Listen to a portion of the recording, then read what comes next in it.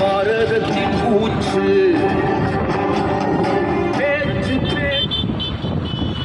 பெரும் மதிப்பிற்குரிய போற்றுதலுக்குரிய வாக்காள பெருமக்களே, வருகின்ற 19/4/2024 நடைபெற இருக்கின்ற நாடாளுமன்ற தேர்தலில் கோவை பாராளுமன்ற தொகுதியில் போட்டியிடும் பாரதிய ஜனதா கட்சியின் வெற்றி வேட்பாளர், தேசிய ஜனநாயக கூட்டணியின் வேட்பாளர், பாரத பிரதமர் திரு மோடிஜியின் ஆசி பெற்ற வேட்பாளர் திரு மோடிஜி அவர்களின் படைத்தளபதி